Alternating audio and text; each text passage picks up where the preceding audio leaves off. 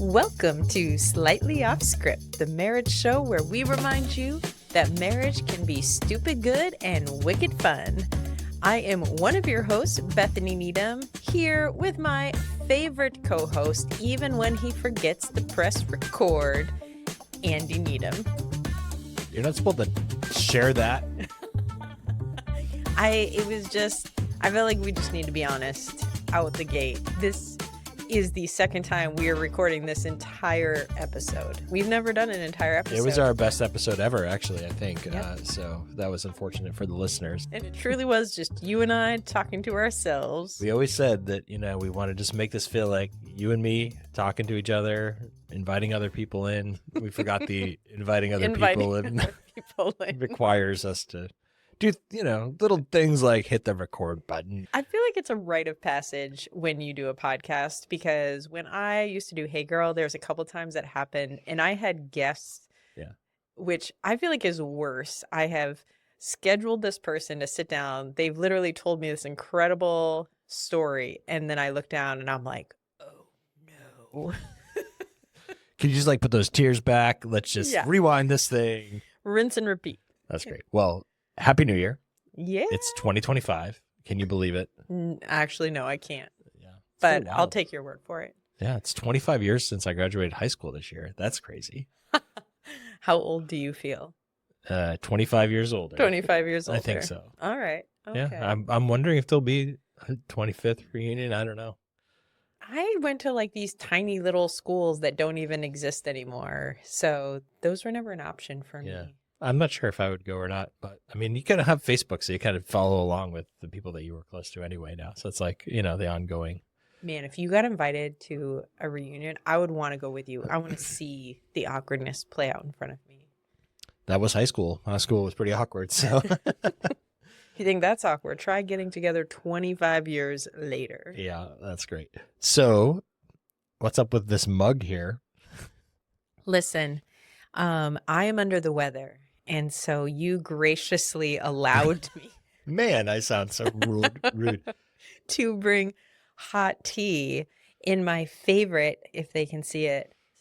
Can I say the mug? They're not yet a sponsor, but we would be willing to take their... Sunday River, if you want to sponsor us, despite having maybe myself some traumatic memories from there. It's a ski area for those of you who are not familiar with Sunday River in Maine. Yeah, it's amazing, and this mug is incredible. But yeah, I've been under the weather a little, so I'm drinking the tea. I apologize if I clear my throat and the editor doesn't catch it. It happens. It's all right. My voice is a little more manly than it normally is. What's the movie that we always joke about? I don't know. Is it High Fidelity or one of those films where it's like, have you heard of my husband's morning show? Oh, I feel like that's on Runaway Bride, but I might be wrong. Where she's like, my name is Peggy Fleming. Maybe you've heard of my husband's morning show, Wake Up with Phlegm.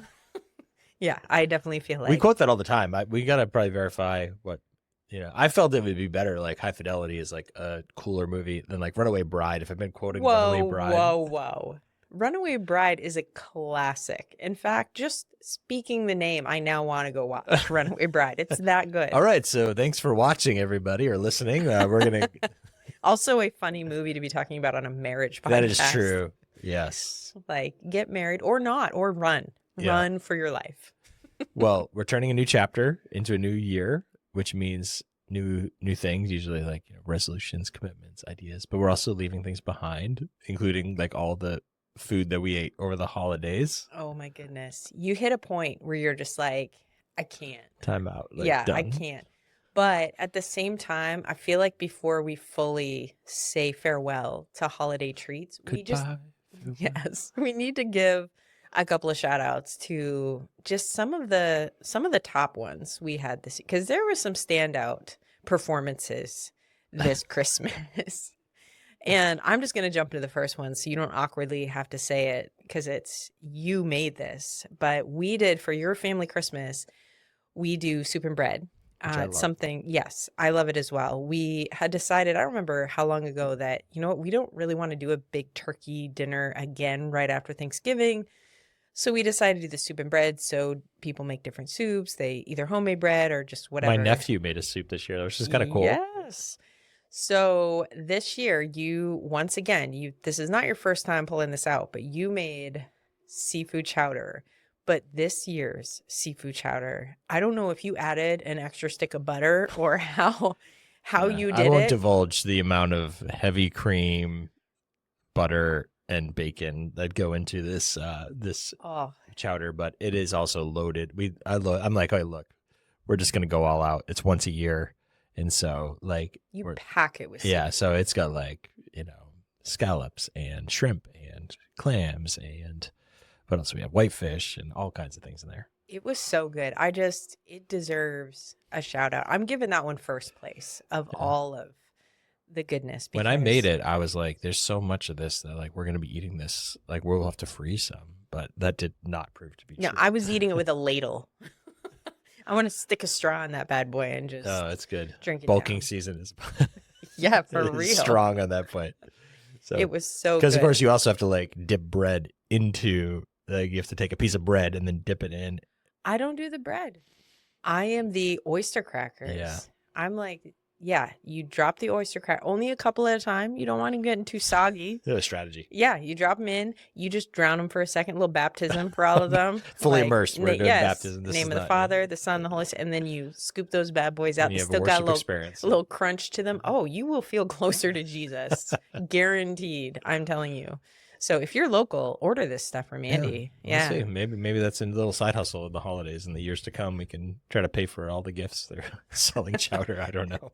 It is going to cost you a fortune for all the fish that's in it to order it, but it will be worth it. I promise you. And get the oyster cracker, the Westminster oyster crackers in Westminster. Yeah, there's a building that it was pretty close to where I grew up, where the original Westminster Cracker Company was, and as every time we have it, my dad mentions, you played Little League games behind that building. And that's true. Played Little League behind the Westminster Cracker Building. One year I dare you just to be like, no, I didn't. You're losing your mind. Are you sure?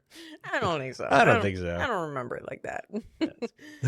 All right. We also did, which is a tradition for us, the appetizers on Christmas Eve. Because so good. That kind of started when we were on staff at a church, because oftentimes if you're on staff at a church, your Christmas Eve is packed. Well, this was a rare Christmas Eve because we often are serving at a church on Christmas Eve, but we served at our church on the Sunday before Christmas, gave a lot of the team a break. And then we were like, oh, this is going to be awesome. We'll get to go to Christmas Eve service together and do the appetizers. And then it was not as serious, like ended up not being super serious, but my mom had an accident with a knife and like gashed her hand on Christmas Eve night. So I ended up bringing her to first I had to find an open urgent care, which took me I'm like, I don't want to go to the ER. It was like right on that line, but you're like, well, tomorrow's Christmas. And if it is a problem, I don't know.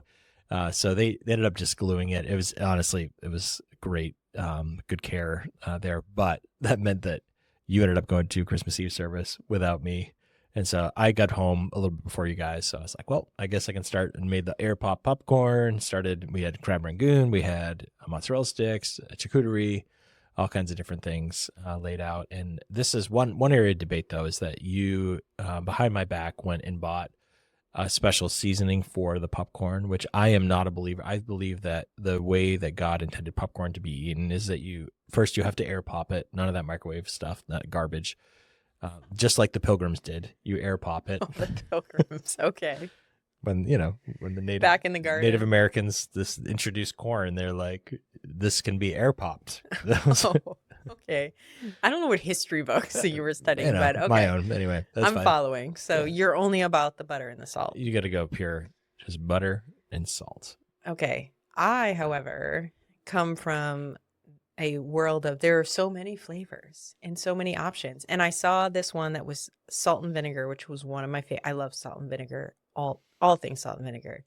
And yeah, you've been bashing it, but that was good stuff. You just sprinkle it on top of your popcorn. This is my thing though, is you buy this like, $5 container of seasoning for like 3 dashes on the popcorn. And there's no chance that is going to be used up in the next year. Like, I'd put money on it. All right. How much money? $5. Listen, my seasoning is cheaper than your Triscuits, so. Oh, actually about the same price, frankly. Yeah, you're not wrong. Yeah, inflation. We'll see. I might get through it by the end of the year. So It's gonna be like putting it on your cereal or something like that. Like it's not a bad idea. Smoothie. I would love listener suggestions on what I could add this salt and vinegar seasoning to. There's probably more. I would bunch of say stuff. like a potato. We probably could do that. Would be fine. That's weird, but okay. Salt and vinegar on a potato is weird. Oh, okay. The reason French that you fry. like salt and vinegar is because of a potato chip. And so you're like, oh, you know what's really bizarre is putting salt and vinegar on a potato. I just am picturing this baked potato, and it just feels weird to sprinkle it with salt and vinegar, but maybe it won't. We'll try it later. I'll let you know. Strange convictions. Yeah, I do. All right, so basically, shout out. We love. Oh, the only other one that we do need to mention are the gummy bears that we accidentally discovered, and now we're kind of obsessed with. I think it was like a gift bag. It was something at a hotel we stayed at. Yeah. And it's like, some of you will know this brand. It starts with an A. It's like a white packaging, but it's like gourmet gummy bears. They're not your average gummy bears. Not your mother's. No, they're not that kind of gummy bear. You'll feel so relaxed in just a couple of These gummies are amazing. They're very addicting. We sound like we just pounded some right before we came on here. No, these are regular gummy bears that are just so much better than the ones that C and B and D. Just kidding. They're not that. It's funny that I feel like there's a Freaky Friday moment. I'm normally the one making these jokes. Get this back on. And I am, let's rein it in. Need them, rein it in. We're going to get letters asking where to buy these gummy bears. Well, we've been thinking about, because this last year we had a lot of uncertainty about where we'd be living, what would be next, what God had for us. And he's brought great clarity to that. We've talked about that a little bit in last week's episode. But part of that has been like, we've now lived in this house longer than any place that we've ever lived, 5.5 years in the same home, which doesn't seem like a long time, but we moved a ton, especially early marriage. And this is our second home that we've owned. And we've kind of been like, hey, if we're going to be here for another season, maybe another 5 years, maybe beyond, let's take care of this place. Let's, some of that is stewardship and the sort of the non-sexy things like, we need to replace the roof in the next couple of years and that kind of stuff. And other things we're like, hey, how can we invest in continuing to make this a place that we want to be? And because some of that we learned when we sold our last house, we did a ton of work at the end, like almost everybody does. Everybody told us that this would be true, but we had the same feeling of like, why didn't we do that stuff earlier?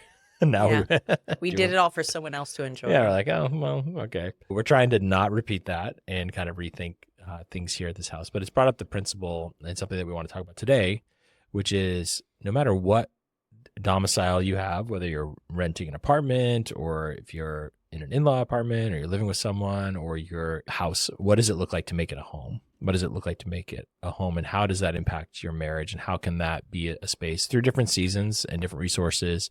How do you do that? And so why don't you introduce like one of the things, and again, I think this went back to maybe even as far back as premarital counseling for us that we started this conversation.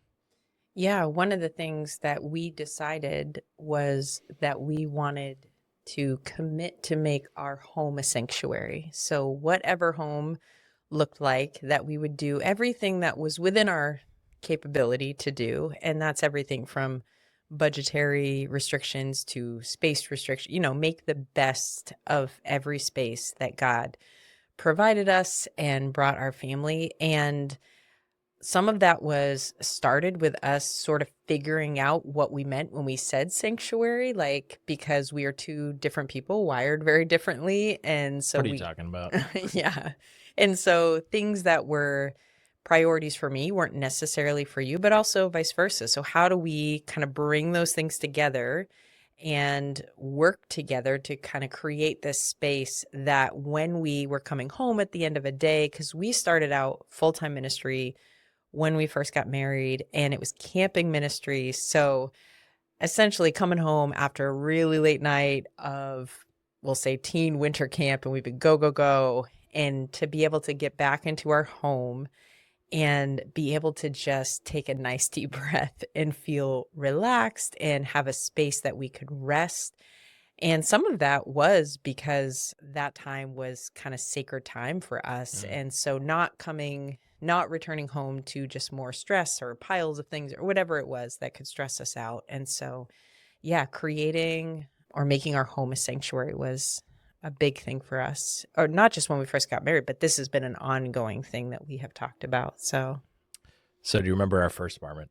Oh, yeah, absolutely. Jaff Woods. If you live in the Jaffrey, New Hampshire area, you probably still, we're not sure if it's still called that. Oh, it's still there, though. Those red brick the most buildings. Vanilla, commercial, basic apartment that you could ever imagine. If you just picture like white walls, linoleum tile, very basic cabinets, the kind of carpet that has like no tread to it. It's just like, yeah. Oh yeah. They're not investing in the aesthetics of this. They're just trying to create durable, simple boxes for people to pay them rent and, they can make money. That was our first place. And we were obviously very young when that happened. And so I think like I had a futon and maybe a desk, I don't know. And everything else that we had in that futon was not special. That was a terrible futon with like metal bars that you could feel when you sat on it. But we just collected things. We had people that would just give us stuff. And so like I remember like the bed that we had was a full-size bed. Somebody was super generous to give it to us. But I think this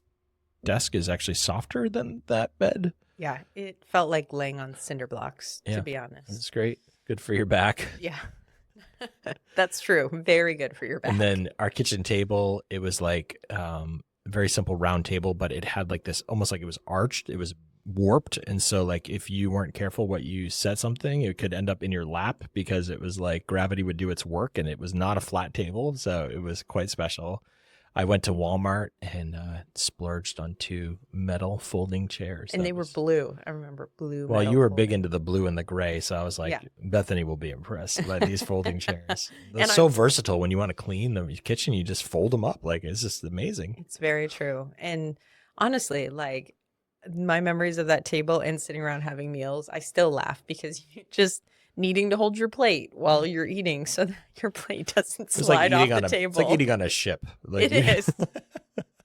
It very much is. We didn't know we would be into cruising later on, but like the table prepared us for it. Yeah. So it was we were ready. We were ready for that. And then there was a green chair that my parents gave us. All the strapping, all the, if there were ever springs, that was decades before we inherited this thing. And it was, I think, did you like fold up a bunch of blankets? We had to shove blankets, towels, whatever extra we could find to hold the cushion seat up because there was nothing underneath of the seat. Very special. It was very special. Our first big fight was a decor fight, actually. Oh yeah, because I thought that I was marrying the indifferent husband who didn't care about decor. Yep, pretty much. Mm-hmm. And that was not how that played out whatsoever. So I'm gonna let you tell this one. Well, I still get fired up. No. Yeah, well, just kidding. This is the second time we've had to relive this fight today. Because I know I'm still heated.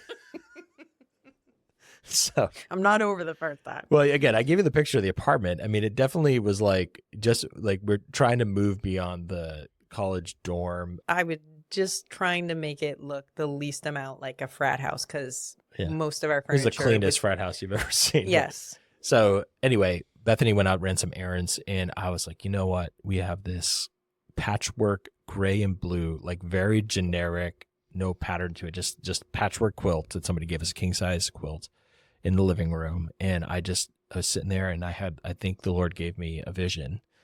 I do not think that was from the Lord, but continue. Well, I guess I could be wrong. So I was like, this massive wall that Bethany's been like, there's just something needs to go there. Well, I finally figured out what needs to go there. And so I went to the closet and we had this like tiny little toolkit that somebody gave us, like our first toolkit. And I opened it up and it had the world's smallest hammer. And it was like this little, like, I don't know, like what an elf would use to build something in the North Pole. And there was this little container of these little brad nails that were like for hanging things up in your, teeny tiny little things. Yeah, like maybe you could hang like, I don't know, a real small picture with it. And so I was like, well, I'm going to need to use a lot of these. So I got the folding chair, moved it in the living room, took that quilt and I nailed it to the wall all the way across and had this massive, beautiful Mona Lisa mosaic just spread out in the living room. And I just sat back and I was like, Bethany is going to love this. She's going to be like, you are a problem solver. You saved us money. And I'm just thankful that the Lord has put you in my life. Yeah. That then your real wife, Bethany, showed up and saw that ugly blanket. That's very filtered how I'm describing this. Hanging on this big blank wall. And I cannot, like, I really wish that we had digital cameras back then so that I had, because I feel like you were defending this and you will defend it, that you thought it did not look bad. It looked terrible. And it took this room that I had worked so hard to try and pull the frat house vibe out of it, and you just solidified. Like, I literally was like, I feel like that decor probably came with beer pong. I didn't go to college, so, you know, the Lord. Well, you were living it up. I keep throwing the Lord in this. I got to be careful. Yeah. I get struck by lightning, but I don't think it was the Lord, actually. I'm glad that you're acknowledging that. The Lord is about beautiful things, and that was not what this was. I was just like, look, just sleep on it. Tomorrow you will wake up in the morning. The sun will come through the window. It'll hit this blanket, and you'll just be like, thank you. Yeah. No, we went to bed that night, and I don't remember how the fight. I'm sure going to bed in a fight, basically. Yeah, we were in a fight, and it was not ending, and it was our classic. I was being me, and you were digging your heels, and it was escalating, and I finally was just like, that's it. I'm sleeping in the living room. And I just, it sounds so I'm trading extreme. this cinder block bed for that terrible futon. Yeah. I'd rather have poles sticking in my back.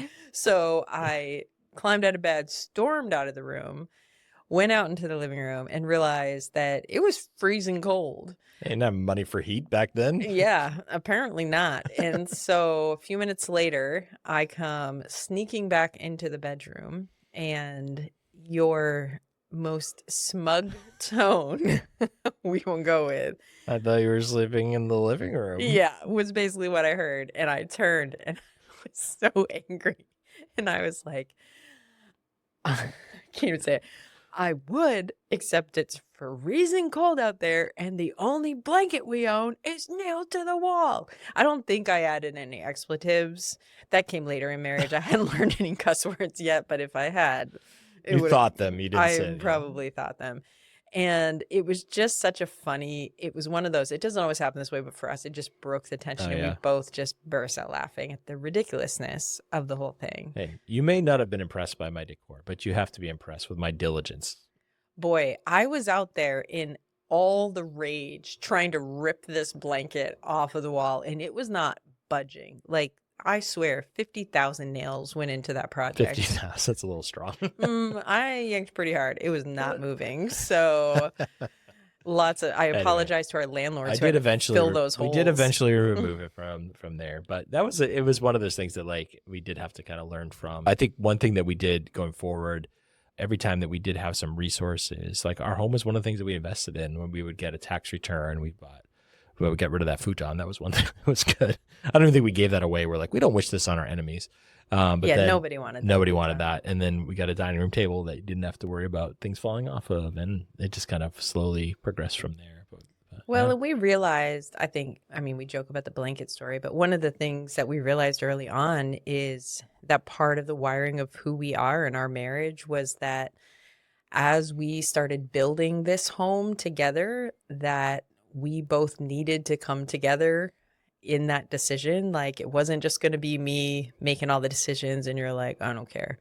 And so that took some effort, learning each other, what matters to you, what matters to me. And so I do feel like it took us a bit to kind of find our rhythm in creating sanctuary in the homes that we were in. Well, I think it's a broad marriage principle, but it definitely applies to setting up a home, is that part of the way that you learn and you mature in this is you start to say, my opinion is not the only one that matters. Like, we're going to talk the communication thing you mentioned, but also there are some things that are going to matter to you way more than they matter to me. And part of what I do as my act of love is I choose to say, I'm going to honor. Maybe I don't value it the same way, but I'm going to honor the fact that that's important to you. And I'm going to pay attention to that to the best of my abilities. And that's one of the things that I think we have really worked hard to do over the years.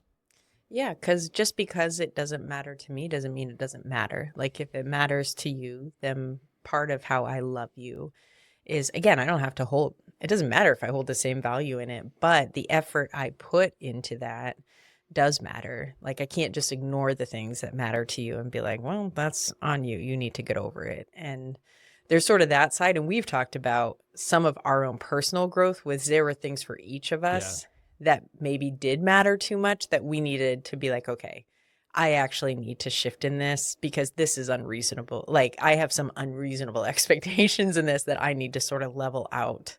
100%. I think it's both of those things. Like when it comes to the other person, that your goal is to show honor. And then when it comes to your own preferences, like what can I lay at the feet of the cross and what can I set aside and what, can I look at this a different way? And you have to be honest because sometimes it's like things that are almost subconscious, like they're not necessarily overt. But if you want to create a sanctuary for both people and then for your kid, which that is another thing, like once your family grows, like I remember you coming home from the first time you had a baby shower and I'm like, oh my goodness, I think we now have twice as much stuff.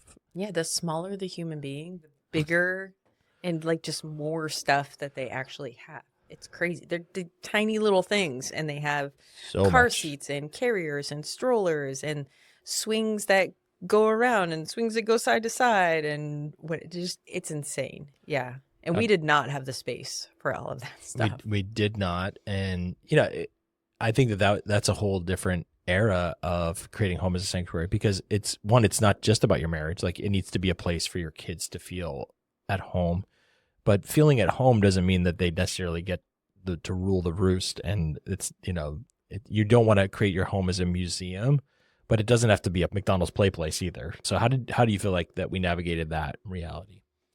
Yeah, I think a big part of it was the flexibility that we needed to have as different seasons of life. And even before babies, the changing in where we lived, because each environment looked different. So our first apartment to our second apartment to the first house that we lived in, all different spaces. Like it took sort of reimagining it every single time. And then you add kids into the mix, and kids come with their own stuff.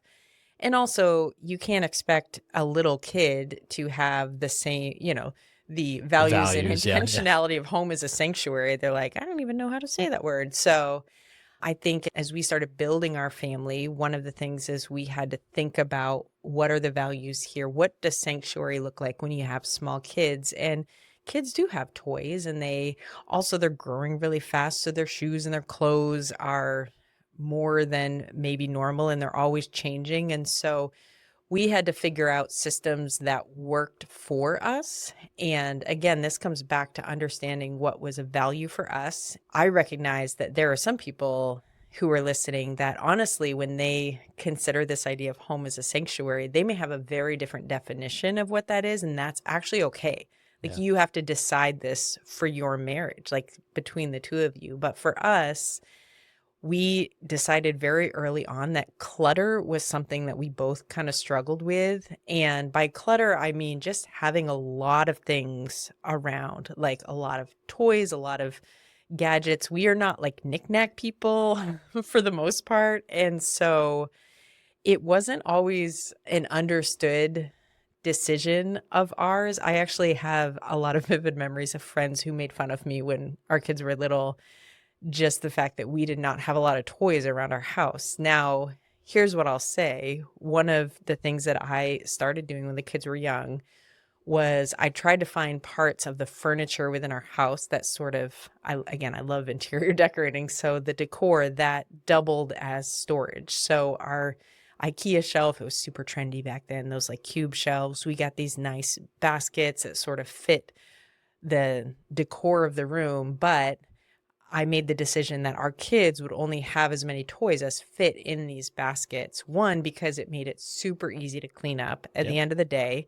Like during the day, they had their toys out there. But at the end of the day, when it was time to sort of wind down for the night, I wasn't alphabetizing, color coding anything.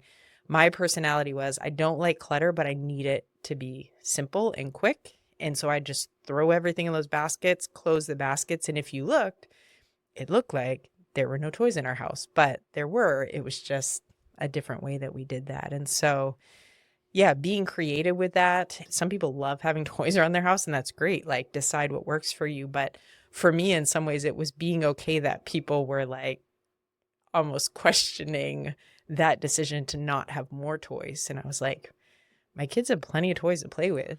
Yeah, I mean, this is another, like, people have different convictions on this too, but like we often, our kids had a pretty early bedtime through a lot of their younger days. And like part of our shutdown, we would tuck the kids in, tell them a story, pray, all that kind of stuff with them. But then part of that was like we would go into this mode, okay, let's get the house kind of flipped into adult, mode. Yeah. Like this is going to be a space for us to watch a show or read or have a conversation. There were times when like our bedroom barely fit our bed. Like, we've I think it was one time we couldn't even get around both sides. Like I had to like crawl into bed in that one. Oh house. Yeah, we've had a couple of those where it just was the mattress basically, and that was the whole room. Well, it's interesting though. Like that's another thing too. Like I think that happened in two of our houses where we actually at that time, just based on where the kids were, we gave them larger bedrooms because we wanted them to have. We didn't have enough house to have a playroom or a dedicated space for kids. So sometimes we would give them a larger bedroom because we wanted to make sure, like, yes, they could still have toys in the main living areas of the house, but we're like, okay, if you want to build your massive Lego set and build all your stuff out, like, okay, now you have room in your bedroom. And so like we made changes at different times to do that. We had one apartment in particular that we gave them the master, which was huge in that house, but it was great because it had so much space for their toys and both their beds. There was a little ensuite bathroom, which when you're potty training kids, and for us, we're like, there's only a couple of things we do in the bedroom. We only need the bed. So we'll take the little bedroom. That's fine. It's a marriage podcast. Is that not appropriate? Everything has its place. That was the honest reason. And that was honestly what we were thinking. And so that was a stage where the kids had certain things, like they would be building a project that I'm not going to rip down their creations every night because I don't want it around the house. But if it's in their room, again, tucked away, that's how my brain helps me be calm and everything else. So their rooms were allowed to have those things. And it gave them space to also like have their own sanctuary that looked different than mommy's sanctuary, and that's okay. So it's interesting as our kids went through adolescence, they definitely had eras where for both our kids where it was like, oh my goodness. And we would force them, like we were quick to be like, you're going to do your own laundry. And we would at times be like, all right, I think that this is unsafe how unclean this is. So we need to have you deep clean your room. But it's interesting over time, now that our kids are young adults, they both have some of this ethic in them. And like, Josiah just, he was FaceTiming me the other day and he's like, I want to show you how I set up my room. And like, he's going to carry forward some of that and, different ways of doing it. Different for him, it's LED and gaming stuff now. Then, it's not.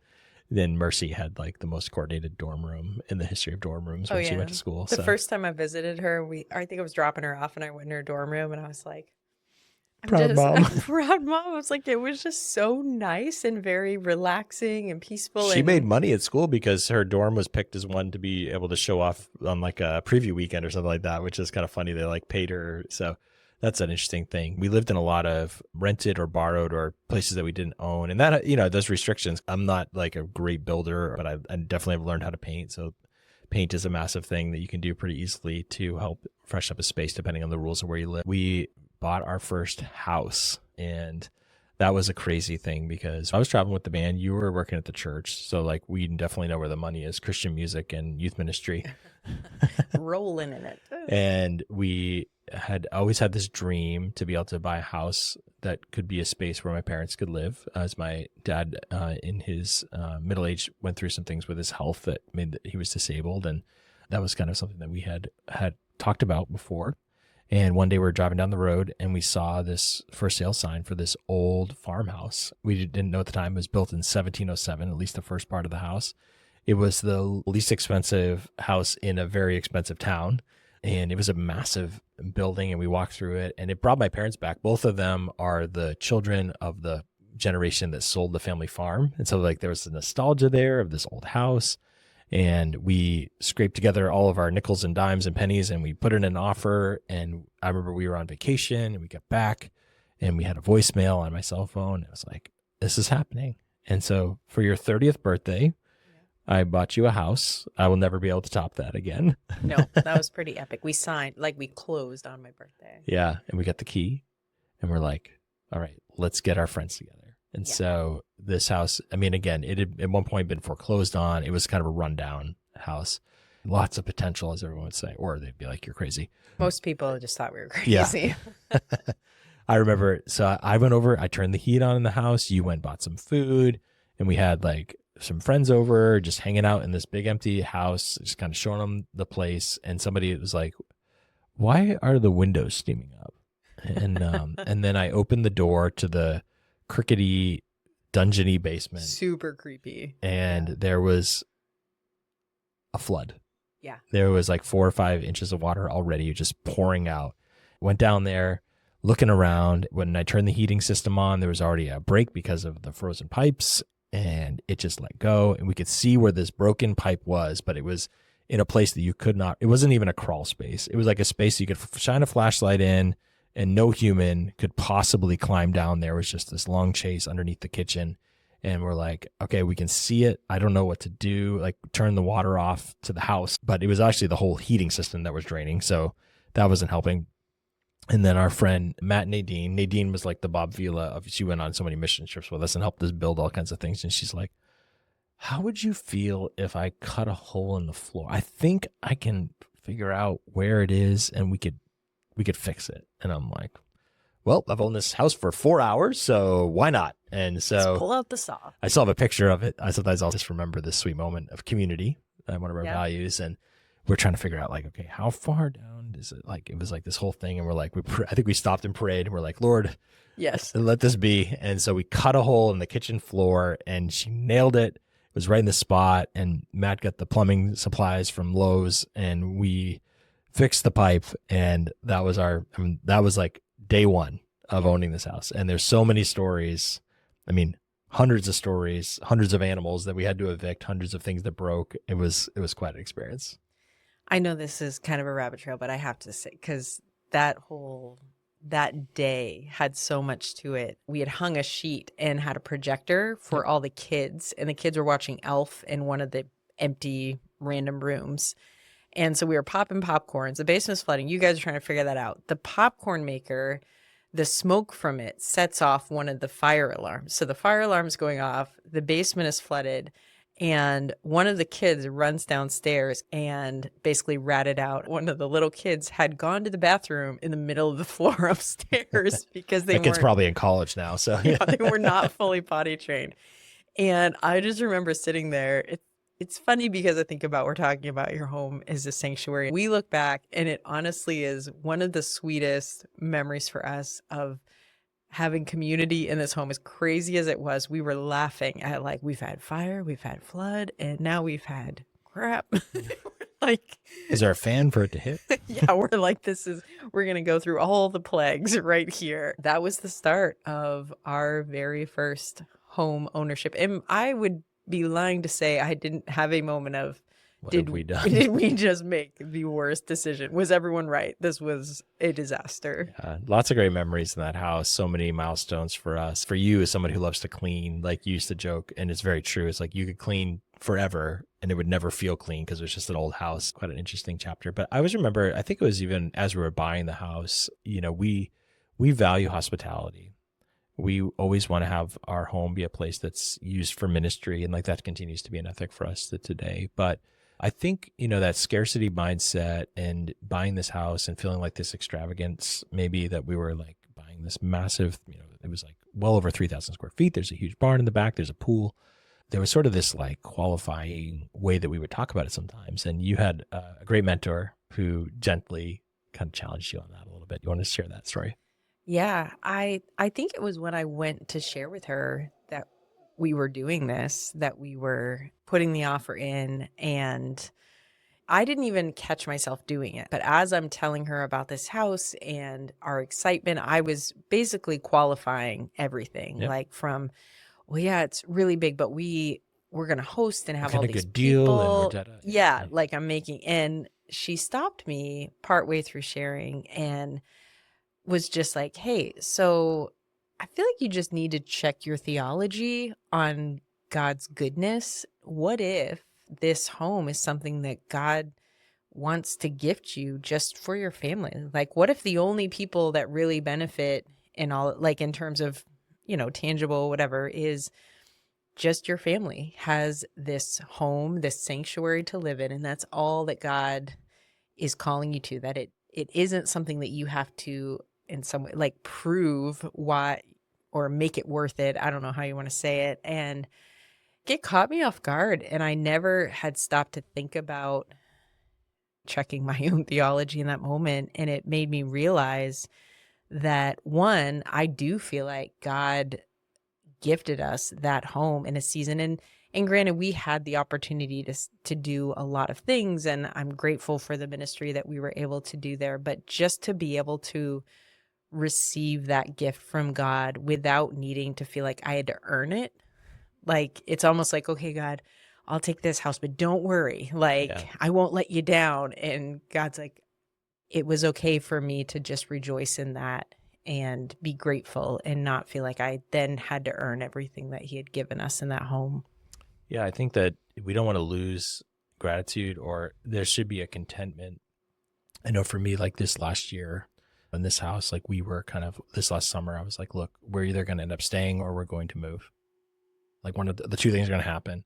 I've been through enough moves. We've been here 5 years. So like we should take the time this last summer, we were very intentional. Like we went hard and like we went through every room in the house, every closet, every attic. And we just really said, okay, what are the things that we need to keep? To the point where some of our family are like, are you guys moving? We're like, maybe. But it's been interesting. Like that process has, for me, sparked so much gratitude and sort of like a falling back in love with this place that God has given to us. And that contentment has kind of risen. I think Zillow can actually be like a dangerous app. Like I know for us at times, like you can be on there. I could be looking at, oh, look how much equity we have. Or I could be like, look at that house that we could buy or that other place. I just want to encourage people, like the message here today, as you think about these things, is a message of grateful stewardship, of how can you take whatever God is giving. Because we've had times we've lived in an 850 square foot apartment with 2 kids. We've lived in really rundown, basic apartments. We lived in a 1707 colonial house where we had weasels and flying squirrels and snakes and, lions and tigers and bears. Oh my. And in every season, I feel like God has given us the grace to be able to kind of be like, okay, how can we do the best with what we've been given and create a sanctuary? I don't know that we would have recognized it early on, but that God was really calling us to create sanctuary out of the home that he provided. Yeah. And there is that danger to think, well, that home would be a really nice sanctuary. If I only had that, then. Yeah. In different seasons, and whether that's budget, whether it's kids, just practically speaking, I think about when you have kids, the furniture you get, even like there are certain decisions we made about furniture that were based around kids are going to beat this up. Like, there are also some bad decisions we made. We're like, that was not the right furniture to get. Yeah. Like what were we thinking? And then in terms of budget, I think about when we got into that big old house and we were house poor, we had, we were there, we were excited to be there, but we're like, we cannot furnish this house. There's more rooms than we have. And one of the things that I think a friend taught me how to do it, was finding free furniture on the side of the road or Facebook Marketplace, whatever it was. And I got really into the chalkboard paint, primarily because you don't have to go through all the work of sanding and doing all this stuff. Not chalkboard paint. Chalk paint. Yes. You also were into chalkboard paint. Yes, that as well, actually. But I ended up finding all of these. Again, they were honestly like a free dresser. There was a free dresser on the side of the road. You brought it home for me. I painted it with chalk paint and distressed it, got some cheap knobs to put on it. And to this day, that is the stand that's in our living room. That is our TV stand. And sometimes it's just simple things like that you're like, listen, I don't have a ton of money, but there are little kind of creative ways that we've had to think about the space that we're in and the place that we're in. Because, when you're creating sanctuary, you may not be in a space where you have an unlimited budget or unlimited time or whatever to do that. So what can you do within your means? It could be as simple as putting the lights that you can dim in your home, which is something that we have done. Did we do it before this house too? Yeah, our last house, the technology's super inexpensive now to get like real basic smart lights. That is a huge thing for me, like lamps. I hate overhead lighting. Like I have a vendetta against overhead lighting. We're sitting in the spotlights right now. These will be turned off very quickly. But So like the ability to dim and create atmosphere, which is, you know, really kind of one of the principles. And like, how can you create the best atmosphere where you are with what you have? And I do think simplicity, I'm just a huge believer in that you need to inventory the things that you have and get rid of stuff. It's funny, even just talking about it, it's fun for me to remember back to each of the different homes that we've been in, because they all have been very different. And I can honestly say every single one of them, I have such fond memories of how we created a sanctuary in a home. And they were all in different seasons and very, very different spaces. And this house that we're in now, one of the things that's been fun is we just did, like, we're working on a project now from Christmas that is one of those things that we're like, oh, this is something that would be on our list of, man, we would love to do this, but maybe wouldn't have unless we were selling the house. And you're like, I'm going to do this for Christmas. An action item for people, we're making a list. I make a spreadsheet with different categories. I have like home maintenance, I have furnishings, and things that are sort of like more temporal that, you know, you might have for 10 years. And we have like a dream list of things that would be amazing, but we may never do. And what we've started to do, though, is to prioritize those and even put some dollar amounts next to them, just to be like, okay, over the next couple of years, like, what are the things that we want to chase after? Because if you don't make a plan, then you'll never get anywhere with those type of things, or you'll just be haphazard and you'll spend a lot of money on things. You'll look back and be like, oh, we should have done this other thing over here. Going into a new year, what would be some things that you could invest in? You know, maybe it is just taking the time. Hey, next summer, we're going to have a massive yard sale and we're going to really go hard. Or what are a couple things that, you know, maybe we should find that furniture on the side of the road, or we should invest these resources into something that could be a real takeaway for people to kind of consider. So yeah, thanks so much for the way that you've created a wonderful home. Sorry that I have so many opinions. I feel like we've worked it out, because now you have an office in this house, and that's, you can do whatever you want in that space. That's great. Well, thank you so much for being a part of this. Start kicking off a new year. We're going to continue to come back with some new episodes. I think in the coming weeks, one of the ones we're going to talk about is we're going to talk about dating. And both of us grew up in the purity culture era and kind of the way to kind of think through that, as we've had some really good listener questions on that. So look forward to that episode coming up. And anything else you want to say to people before we go? Yeah, even if you do not watch YouTube, I'm just sending out the reminder that I know I'm never giving up. You clicking subscribe on YouTube is all I need to increase it. You never have to watch you it. And 160 of your friends. Yeah. Honestly, like, write to people and be like, listen, you never have to watch these people. You don't have to like them. Just click subscribe, because Bethany would like to embarrass her husband. Well, you have to give people context, because they may not have listened to all of these. So if we hit 500 listeners, I've made a commitment that I will do a TikTok dance. Yes. And we've even allowed listeners to give their recommendations of what TikTok dance that will be. And I look forward to it. I know it's going to happen. It's a slow build, little by little, you know, we're just progress. Like our New Year's things, it's about consistency. Yeah. So this is our New Year's resolution. I would like to accomplish this one by January, though. So if we could, end of this month, crank it out. You are believing by faith. So. I am, absolutely. I believe that we can do this, listeners. You said earlier that you didn't think the Lord had spoken to me, and I'm going to challenge you on this one. But I will still follow through with the commitment when the day comes. January 2028. Okay, first of all, I did not drag the Lord, and I did not say the Lord was going to. I'm saying right now, I'm putting my faith in the listeners. And I think that the Lord would be pleased if they would go and subscribe. That's all I'm saying. All right. Well, I think that's a good place to wrap this up. Thanks so much for listening. We look forward to connecting with you a week from now. Here's hoping you press record this time. Wait a second. No.